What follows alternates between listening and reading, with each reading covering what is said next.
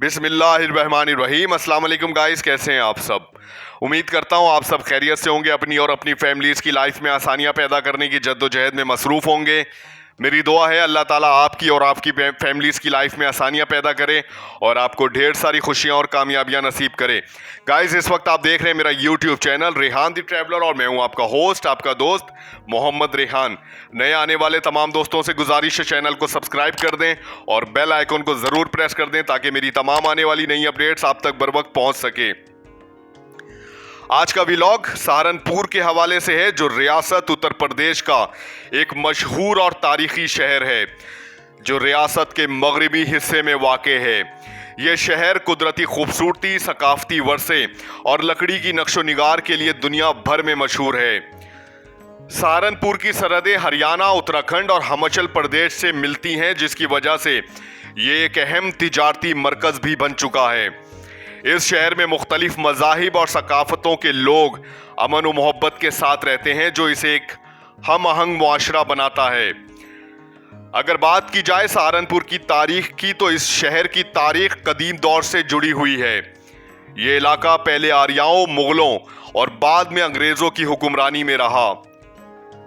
इसका नाम एक सूफी बुजुर्ग हजरत शाह हारून चिश्ती के नाम पर रखा गया, जिसे हारूनपुर कहा जाता था, जो वक्त के साथ सहारनपुर बन गया।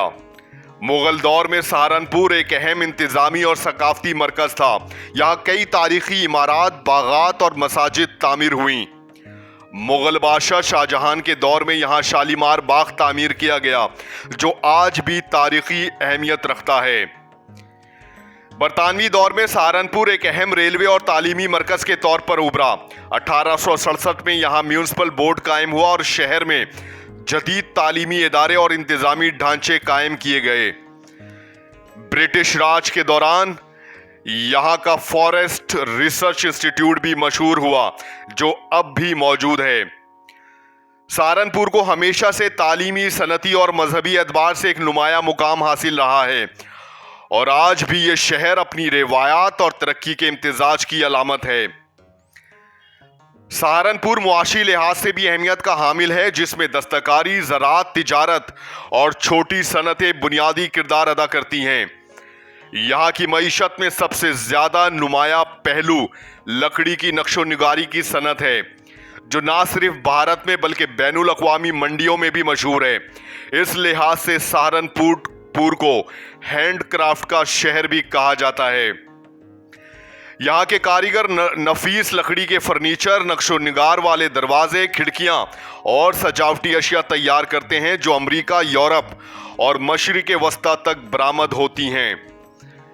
सहारनपुर एक ज़रखेज़ इलाका है, जहाँ गन्ना, गेहूँ, चावल और सब्जियाँ बड़े पैमाने पर उगाई जाती हैं और यहाँ बेशुमार शुगर मिलें भी मौजूद हैं।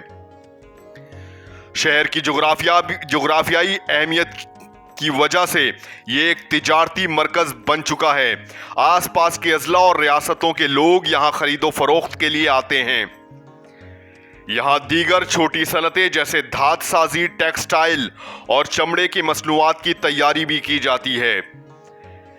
शहर में तालीमी इदारों और तिब्बी सहूलियात की वजह से यहाँ का दरमियाना तबका भी उभर रहा है, जो मईशत में खिदमात के शोबे से जुड़ा है।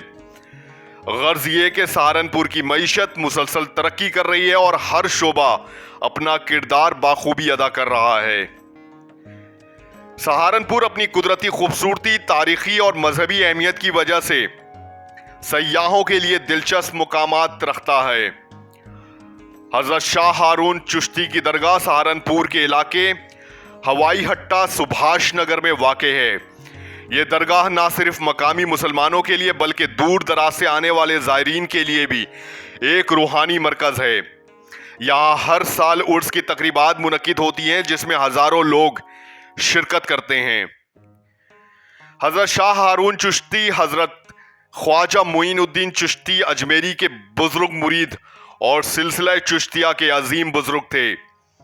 हजरत शाह हारून चिश्ती ने इब्तिदाई तालीम अपने वालिद से हासिल की और फिर सिलसिला चिश्तिया में बैत होकर रूहानी तरबियत हासिल की। آپ کی زندگی کا مقصد اللہ کی رضا اور انسانوں کی خدمت تھا۔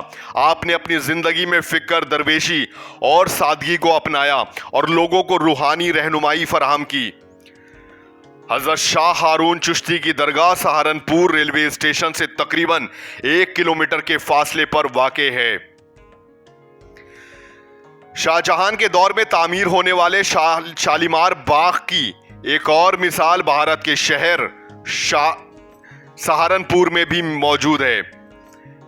یہ باغ مغل طرز تعمیر کا نمونہ ہے اور مقامی طور پر شالیمار باغ سہارنپور کے نام سے جانا جاتا ہے۔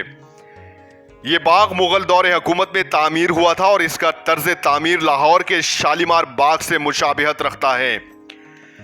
باغ میں 3 سطحی ڈھانچہ موجود ہے جس میں ہر سطح پر خوبصورت فوارے، حوض اور سبزے کا انتظام کیا گیا ہے۔ یہ باغ نہ صرف سیاحوں کے لیے بلکہ مقامی افراد کے لیے بھی تفریحی مقام ہے جہاں وہ قدرتی خوبصورتی اور مغل فن تعمیر کا مشاہدہ کرتے ہیں۔ شالیمار باغ سہارنپور کی تعمیر کے پیچھے مغل بادشاہوں کی باغبانی کے شوق اور قدرتی خوبصورتی کے تحفظ کا جذبہ تھا۔ یہ باغ ان کے عہد کی عکاسی کرتا ہے اور آج بھی اس کی تاریخی اہمیت برقرار ہے۔ دیوبند بھارتی ریاست اتر پردیش کے ضلع سہارنپور میں واقع ایک اہم قصبہ ہے۔ یہ دارالعلوم دیوبند کا مسکن ہے جو دنیا کے سب سے بڑے اسلامی تعلیمی اداروں میں شمار ہوتا ہے۔